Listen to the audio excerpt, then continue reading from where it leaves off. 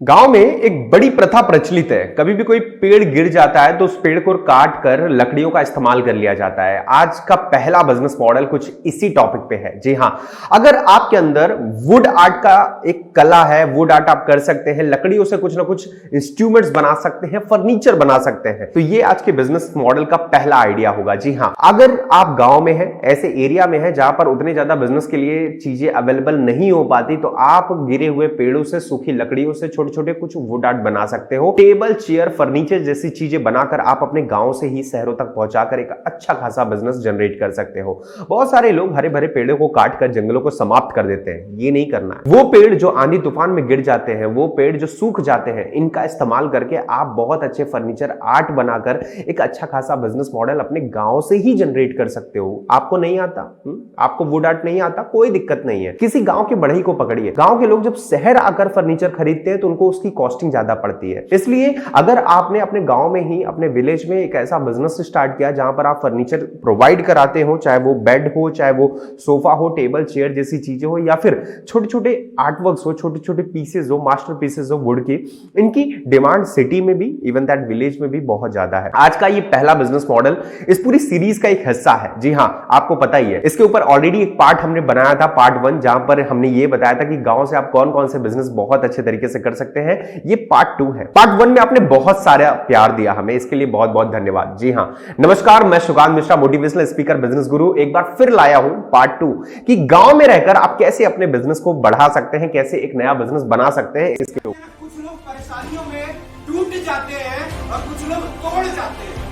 तो मैंने तो बर्फिक किया है, बस आंख मूंद कर वही चलता हूं।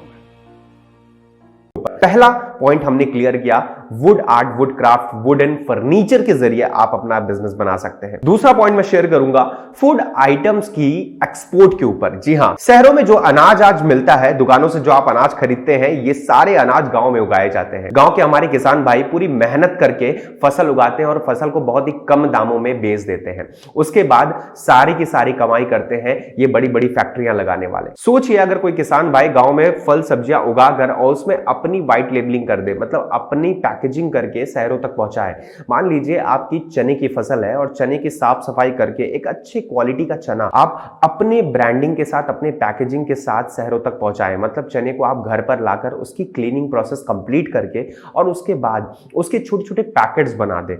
1 किलो, 2 किलो, 5 किलो, 10 किलो के पैकेट्स बनाकर आप उसको अपनी ब्रांडिंग के साथ, अपने गांव की ब्रांडिंग के साथ शहरों तक पहुंचाएं। शहरों में आकर कुछ छोटे बड़े दुकानदारों के साथ डील करें कि ये देसी चना है, गांव का चना है, और ये कम मार्जिन में आप पहुंचा पाएंगे, क्योंकि आप बार बार इसको किसी दूसरे लोगों को शेयर करके उसमें मार्जिन नहीं कमा रहे, आप डायरेक्ट इसको शेयर कर रहे हैं, मार्केट तक पहुंचा रहे हैं। ब्रांडिंग का कॉस्ट ज्यादा नहीं आएगा, पैकेजिंग का कॉस्ट ज्यादा नहीं आएगा। 1 रुपए 50 पैसे की झिल्ली पड़ेगी जब आप बल्क में लेंगे। बल्क में आप किसी भी मशीनरी वाले से, किसी भी शहर में आकर मिल वाले से बात कीजिए कि आपको पॉलीथीन चाहिए, पैकेजिंग के लिए कुछ डिजाइन चाहिए, वो आपको बहुत सारे ऑप्शंस दिखाएगा। आप 1 किलो 2 किलो की पैकेजिंग रेडी कीजिए और अपनी फसल का दाम अपने हिसाब से तय कीजिए और मार्केट तक पहुंचाइए। आपके द्वारा जो भी दाम सेट करके एक बड़े व्यापारी को बेचा जाता है, उसके दुगने दामों में वही सामान आकर फाइनल मार्केट में बेचा जाता है और हम जैसे लोगों तक, शहरों तक पहुंचाने में उसके दाम दुगने हो जाते हैं। तो ये सोचना बहुत इंपॉर्टेंट है, इसको समझना बहुत इंपॉर्टेंट है।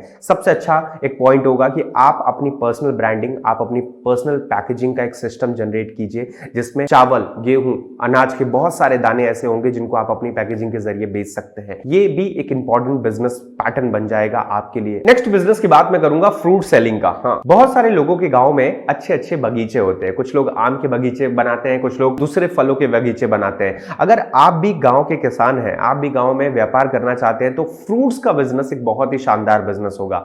आप सिर्फ आम, अमरूद जैसी चीजों पर, ऐसे फलों पर ही डिपेंड ना रहे। आप ऑनलाइन वीडियोस के माध्यम से ये सीख सकते हैं कि चीकू जैसे फल कैसे बनाए जाते हैं, कैसे उगाए जाते हैं, स्ट्रॉबेरी फ्रूट्स कैसे उगाए जाते हैं। आपको ऐसा एनवायरमेंट तैयार करके अपने गांव में भी ऐसे फलों का व्यापार कर सकते हैं जो कि बड़े दुर्लभ होते हैं, जल्दी ये मिला नहीं करते। और जब आप अपने गांव से ऐसे फलों का व्यापार शुरू करेंगे, गांव में ऐसा एनवायरमेंट क्रिएट करेंगे, इसके लिए जागरूकता क्रिएट करेंगे, तो आपके साथ बहुत सारे लोग जुड़ जाएंगे। अगर आम फलों की बात करूं, जैसे कि आम हो गया, केला हो गया, अनानास जैसे फल हो गए, ये सब तो लोकल मार्केट में अवेलेबल होते हैं। मगर बात करूं चीकू की, बात करूं ड्रैगन फ्रूट्स की, बात करूं स्ट्रॉबेरीज की, तो ये बड़े रेयर फ्रूट्स टाइप के होते हैं। लेकिन लेकिन इनकी फार्मिंग करना भी बड़ा आसान होता है अगर आपने वैसा एनवायरनमेंट क्रिएट किया, वैसा इकोसिस्टम बनाने की कोशिश की, जो कि आप वीडियो देखकर यूट्यूब के जरिए, जहां पे आप मेरी वीडियो देख रहे हैं, मेरी वीडियो देखते हैं क्योंकि आपको पसंद आता है, आपको पता है कि मैं कुछ जानकारी दूंगा, कोई गैस नहीं होती वीडियो में, फटाफट आपको कुछ नॉलेज दूंगा, इसलिए तो आप लाइक शेयर सब्सक्राइब भी कर देते हैं वीडियोस को। बहुत बहुत धन्यवाद इसके लिए। फिलहाल पॉइंट की बात करता हूं, ऐसे फ्रूट्स का बिजनेस भी आप अपने गांव से बना सकते हैं और अपना व्यापार बढ़ा सकते हैं। नेक्स्ट बिजनेस जिसकी मैं बात करूंगा वो है वेजिटेबल्स का। जी हां, हरी भरी सब्जियां, even that without pesticide use सब्जियां आज सबकी रिक्वायरमेंट है, लेकिन सही मार्केट में ये नहीं उपलब्ध हो पाती। कारण क्या होता है कि आज लोग सब्जियों की सही बिक्री करने के लिए, सब्जियों के उत्पाद बढ़ाने के लिए बहुत सारे केमिकल प्रोडक्ट्स इस्तेमाल करते हैं, बट आप जैविक खाद के द्वारा भी सब्जियां उगाकर मार्केट में अच्छे खासे प्राइस में सेल कर सकते हैं। अगर आपका गांव में भी फार्मिंग के लिए एक प्रॉपर प्लेस है, आपके पास कुछ खाली पड़े खेत हैं जिन पे आप ऐसी फार्मिंग कर सकते हैं, तो आप सब्जियों के जरिए भी एक अच्छा खासा बिजनेस बना सकते हैं। ऐसी सब्जियां उगा सकते हैं जिनका मिलना थोड़ा सा रेयर होता है, जैसे कि मशरूम एंड फूल गोभी जैसी चीजें, और इवन दैट शिमला मिर्च, इसके भी अच्छे खासे व्यापार आपको सिटीज एरिया में मिल जाते हैं।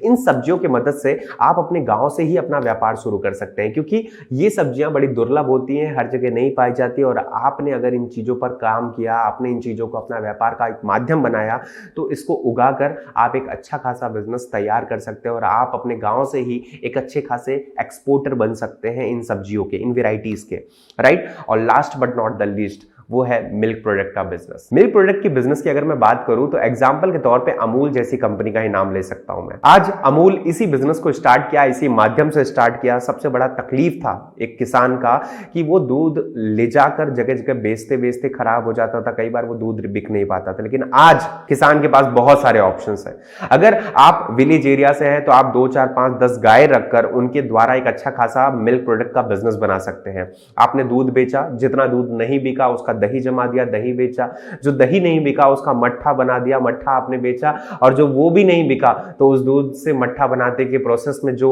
घी निकला था वो घी भी आप सेल कर सकते हैं। इवन दैट दूध को खौलाकर आप उससे रबड़ी, मिठाइयां आदि जैसी चीजें बनाकर अपने गांव से ही एक अच्छा खासा मिल्क प्रोडक्ट का बिजनेस तैयार कर सकते हैं। और इवन दैट जो गाय के गोबर से खाद बनता है, जो उपरियां बनती है, उससे भी बिजनेस मॉडल जनरेट होता है। प्लस जो आप सब्जियों का बिजनेस कर रहे हैं उसमें ये जैविक खाद की तरीके से काम करेगा। तो गौ माता भारत के लिए हमेशा सर्वज्ञ हैं और सर्वपूजनीय हैं, इसलिए इनका भी इस्तेमाल करके, इसलिए इनके जरिए भी आप एक अच्छा खासा बिजनेस मॉडल अपने गांव में रहकर कर सकते हैं। ये सारे 10 के 10 बिजनेस मॉडल पार्ट 1 पार्ट 2 के जो मैंने आपको दिए, ये बहुत इंपॉर्टेंट है। इन पर काम करते हुए भी आप अपने बिना गांव को छोड़े, बिना अपने माता पिता से दूर रहे, बिना अपने गांव के माहौल से दूर रहे भी एक अच्छा व्यापार कर सकते हैं और अच्छे खासे पैसे बना सकते हैं।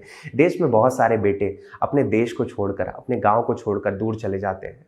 कष्ट सिर्फ इस बात का होता है क्योंकि उनके पास कमाई करने का कोई जरिया नहीं होता। ये वीडियो उन्हीं बेटों के लिए है जो मजबूरी में आकर अपने गांव, अपने परिवार को छोड़कर उन्हें जाना पड़ता है और दूसरी जगह कमाई का रास्ता खोजना पड़ता है। गांव में वो अच्छी कमाई नहीं कर पाते, गांव में अच्छे पैसे नहीं बना पाते, अपने परिवार का भरण पोषण नहीं कर पाते और मजबूरी बस आंखों में आंसू लिए अपने माँ बाप को, अपने परिवार को छोड़कर दूर कहीं किसी देश में, दूर कहीं किसी गांव में, शहर में जाकर बस जाते हैं। इन बिजनेस आइडियाज के जरिए आप भी अपने गांव में बिजनेस शुरू कर सकते हैं। जरा गौर फरमाइएगा और जो भी आपके गांव के भाई बहन हो उन तक ये वीडियो जरूर पहुंचाइएगा। ये देश के हर नागरिक की जिम्मेदारी होनी चाहिए, सिर्फ मेरी जिम्मेदारी यहां पे खत्म नहीं होती। ये वीडियो आपके हवाले भी करता हूं, हर वो व्यक्ति जो इस वीडियो को देख रहा है उसकी भी एक जिम्मेदारी देता हूं।